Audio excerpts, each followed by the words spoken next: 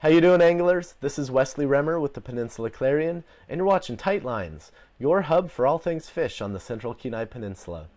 Well, time is running short to catch a Kenai River king salmon because the season closes at 11:59 p.m. Sunday, but the action is just picking up for a slew of other species. Sockeye salmon are being caught in good numbers from the mouth of the Kenai up to the Russian River. Rainbow trout are available in portions of the river, and reports of silver salmon are just beginning to surface. Perhaps Scott Miller of Trustworthy Hardware in Soldotna put it best when he told me simply, "It's a fun time of the year."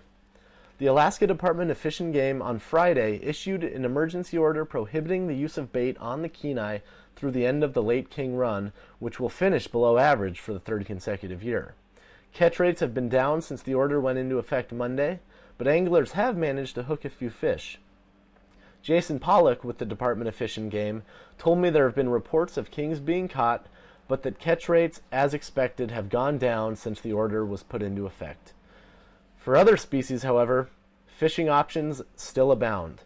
The late run for sockeye salmon continues to be strong for the Kenai.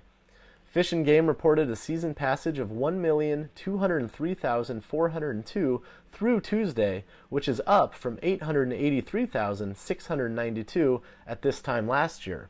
On top of that, a single-day record of more than 230,000 sockeye entered the river July 17th, and many of those fish have reached the upper Kenai and are beginning to swim into the Russian River, Pollock told me. Fishing has yet to peak, and it's slightly early to say how the run will pan out in the Russian, where the season passage for sockeye was 4,209 as of Tuesday, compared to 5,263 in 2010, but the action is getting better.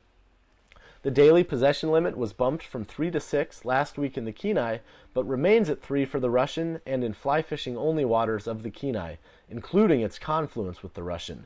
Check the regulations for details. It's also shaping up to be a good season for rainbow trout. Rainbows feast on eggs and nutrients in sockeye carcasses, so chances are wherever there are sockeye, there are probably rainbows close by. A safe bet when fishing for rainbows is to mimic flesh patterns or to fish with beads, Pollock told me. The Kenai dip net fishery, meanwhile, closes with the king run at 11:59 p.m. Sunday, but is open 24 hours daily until then. Pollock said sockeye have been coming in pulses since that first big push July 17th, and the action has been somewhat sporadic but generally good. This is also the time silver salmon begin entering the Kenai River.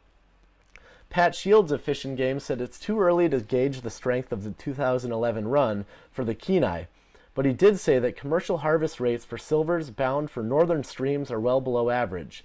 He couldn't say how those numbers might relate directly to the Kenai or other east side rivers and streams because it's simply too early.